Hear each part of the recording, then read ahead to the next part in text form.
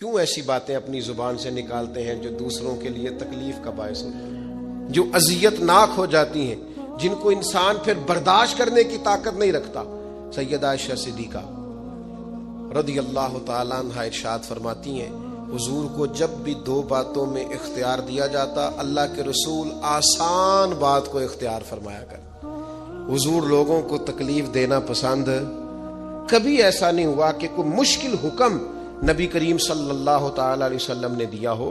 آسانیاں پیدا کریں لوگوں کی، کوشش کریں ہمارا وجود کسی کے لیے بوجھ نہ بنے، ہماری طبیعت کسی کے لیے تکلیف کا باعث نہ بنے، ہمارے لب و لہجے سے، ہمارے اٹھنے بیٹھنے سے کسی شخص کو کسی قسم کی کسی تکلیف کا سامنا نہ کرنا پڑے۔ بے ضرر زندگی خوبصورت زندگی ہوتی، بے ضرر۔ میں نے پہلے بھی کہا تھا، پھر کہتا ہوں، کچھ داماد صاحب ایسے ہوتے ہیں کہ جو آ جائے نا گھر میں تو سسرال والوں کو مصیبت بنی ہوتی ہے، وہ کہتے ہیں چودھری صاحب آ گئے، بڑی تکلیف کا باعث ہوتا ہے وہ، اور وہ سارا کھانا پینا بھی کھاتا ہے، آرام بھی کرتا ہے، اور جاتی دفعہ اپنی بیوی سے کہتا ہے تیرے پیکے میری عزت نہیں کرتے، وہ اذیت دیتے ہیں، تکلیف دیتے ہیں۔ کچھ لوگ ایسے بے ضرر ہوتے ہیں، وہ کہیں چلے جائیں آ جائیں، اسی کسی دے کچھ بھی نہ لگ دے، نہ کوئی زیادہ درد، بے ضرر، جہاں بیٹھے ہیں وہاں بیٹھ گئے۔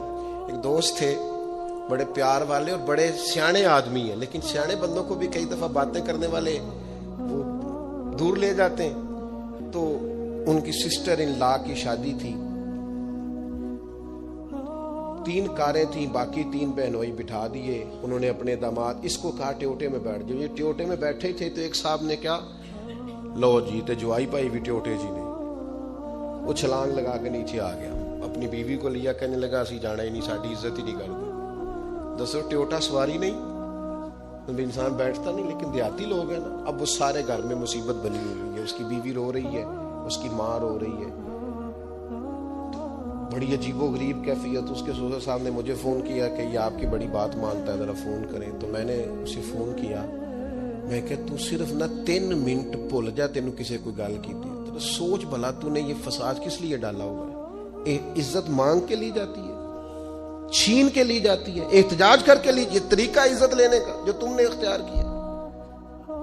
تو 4-5 منٹ کے بعد سوچ کے کہنے لگا اوہو مجھ سے بڑی غلطی ہو گئی، تو مجھے چڑھا دیا کسی نے، میں چڑھ گیا۔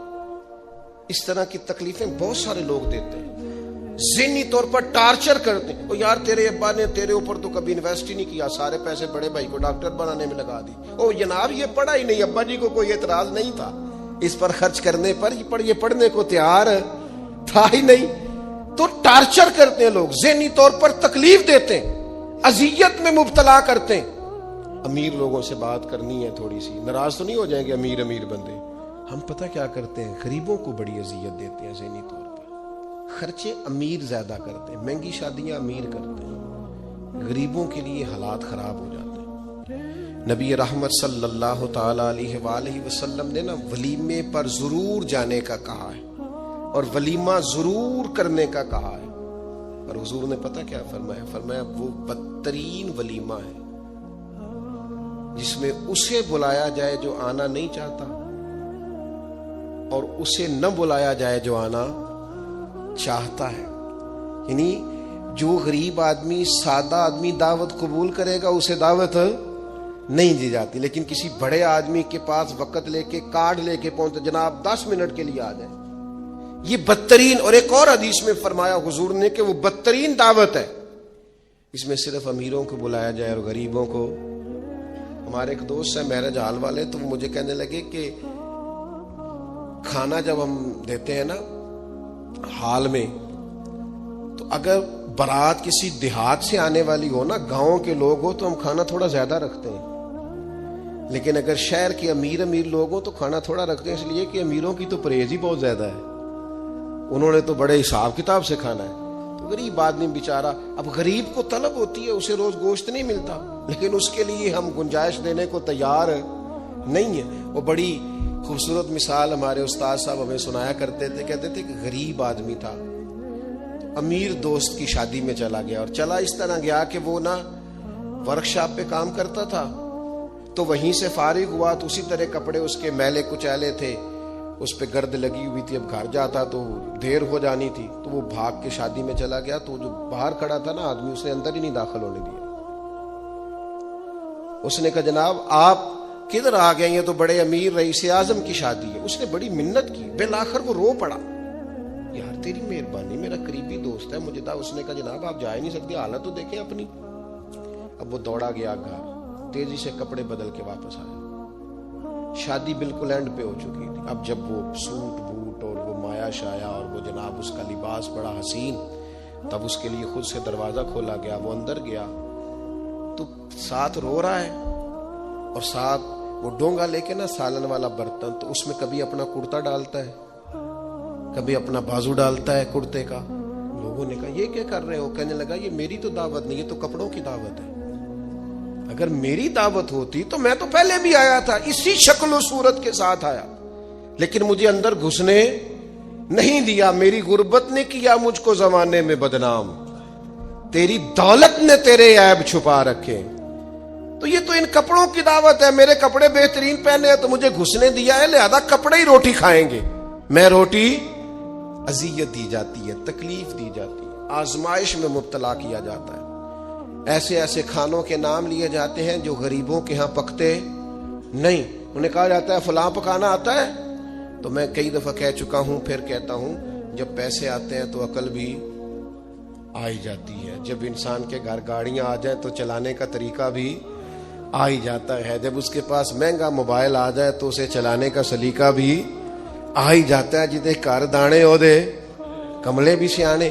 اذیت نہ دیں، تکلیف نہ دیں، کبھی کسی شخص کا مذاق نہ اڑائیں، کبھی کسی کا کوئی عیب نہ گنوائیں، کبھی کسی کو اس کے خاندان کی وجہ سے تانا نہ دیں، کبھی کسی شخص کو اس کے رنگ کی وجہ سے تکلیف نہ دیں، کبھی کسی کی زبان کی لکنت کی وجہ سے اسے پریشان نہ کریں، کبھی کسی شخص کے قبیلے کے باعث اسے آر نہ دلائیں، کبھی تکلیف نہ دیں۔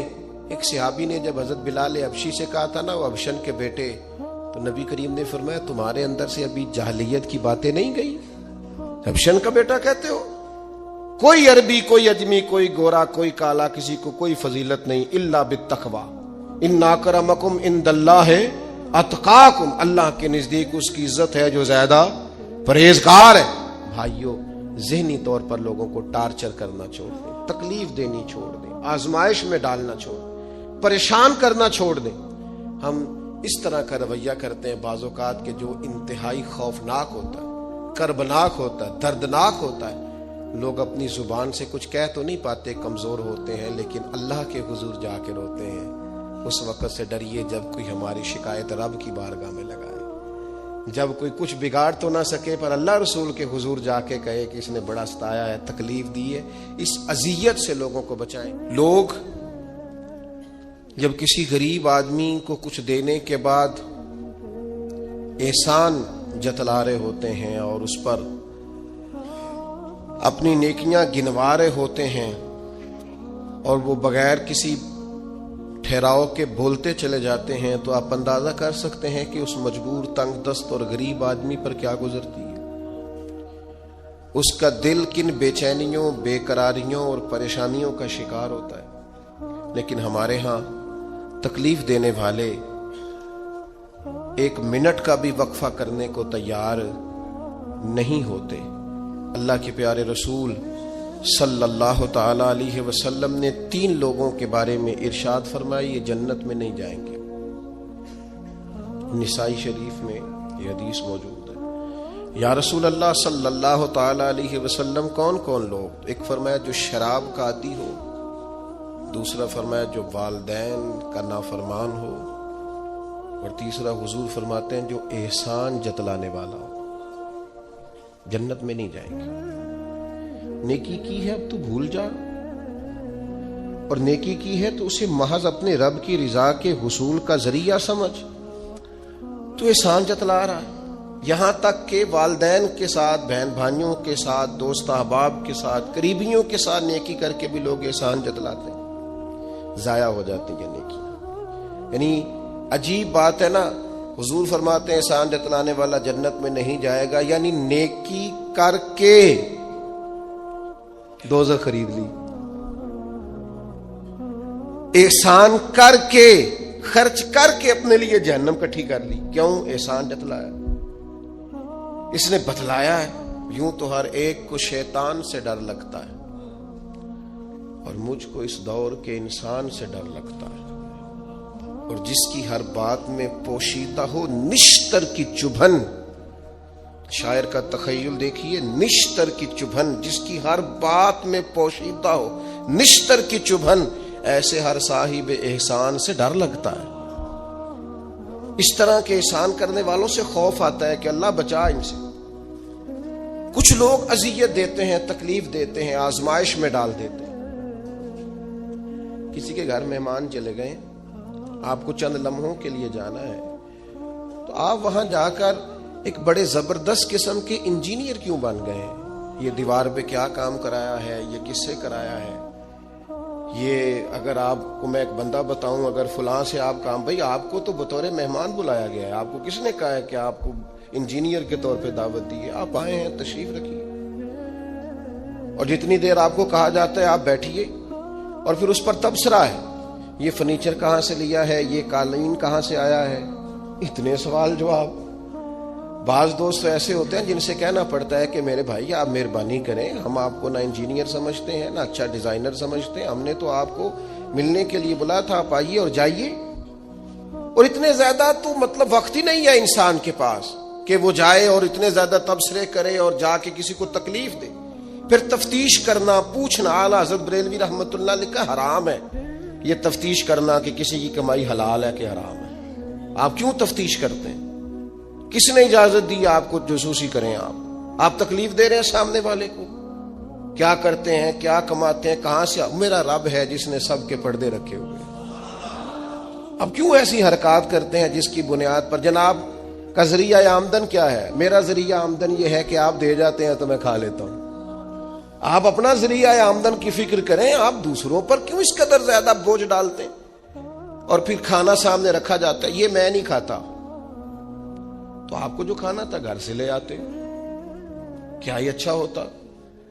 یہ میں ایک زمانہ ہو گیا جی میں نے یہ نہیں کبھی کھایا، تو کیا کھاتے ہیں آپ؟ مجھے سالوں بیت گئے ہیں سفر کرتے ہوئے، اور میرے ساتھ پوری جماعت نے سفر کیا ہے. ہفتوں میں گھر سے باہر رہا ہوں.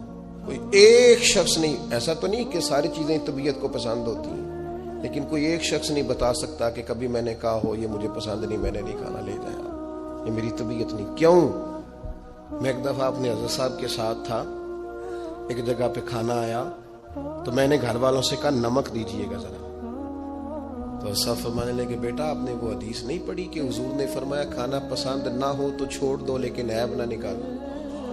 فرمایا کس موسم کے اندر انہوں نے کھانا پکایا ہے اور تم نے انہیں یہ کہہ دیا تمہیں نمک ہی نہیں ڈالنا آتا. فرمایا ان کے گھر کا ذائقہ ہے، وہ کم کھاتے ہو، تم تھوڑا زیادہ کھاتے ہوگے نمک، بعض لوگ ذرا کم کھاتے ہیں. بات تم نے یہ کس طرح کی حرکت کی ہے؟ وہ بیچارے جا کے پہلے وہ ڈانٹے گا کہ تم نے نمک ہی نہیں صحیح ڈالا، وہ نمک مانگ رہے ہیں، کیا ضرورت تھی؟ تھوڑا سا.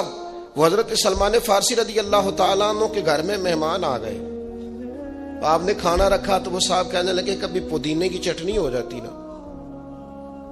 تو اب ان کے پاس پیسے نہیں تھے، ان کا لوٹا تھا ان کے پاس پیتل کا یا لوہے کا، لے جا کے گروی رکھا کسی کے ہاں جو وضو کے لیے رکھا ہوا تھا جناب سلمان فارسی نے. پھر وہ لوٹا گروی رکھ کے پیسے لائے، اس کا پودینہ خریدا اور لا کے مہمان کو دیا. تو مہمان کہنے لگا جی اللہ کا شکر ہے ہم قناعت پسند ہیں، جو مل جائے کھا لیتے ہیں. یعنی ایک تو یہ کہ پہلے فرمائش کر دی، پھر اس کے بعد نیک بننے کا ڈھونگ بھی رچایا. بھی کچھ لوگوں کا طریقہ ہوتا ہے، وہ سارا کچھ کرنے کے بعد نا یعنی 2.25 گھنٹے غیبتیں کرنے کے بعد کہنے چلو سانو کی لگے. بھئی آپ 15 منٹ ہی رہ گئے تھے، 2 گھنٹے پورے ہونے لگے تھے، ساری تو کر لی آپ نے، اب پیچھے بچا کیا ہے؟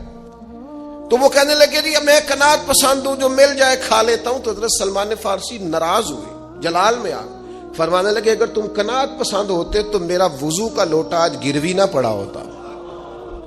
تم قناعت پسند ہو، اوپر سے جھوٹ بولتے ہو. لیکن تکلیف دینا، اذیت پہنچانا، ذہنی طور پر کسی کو ٹارچر کرنا. میری اب کبھی طبیعت خراب ہو جاتی ہے نا جی، تو چونکہ محبت کرنے والوں کی لسٹ لمبی ہے، طبیعت خراب ہو جاتی ہے تو میں بتاتا نہیں. کتنے کتنے دن خبر نہیں ہوتی. میری خواہش ہوتی ہے, پچھلے دنوں بھی ایک پورا دن ہاسپٹل میں گزارنا پڑا, میں نے بتایا نہیں, افواہ تھی کہ میری طبیعت خراب ہے, لوگوں نے پوچھ پوچھ کر بیمار کر دیا, نئے سرے سے بتانا پڑتا ہے ہویا کی سی. اور پھر کچھ تو اتنے خاص محبت کرنے والے ہوتے ہیں کہ انہیں پوری ڈیٹیل چاہیے ہوتی ہے پس منظر سمیت.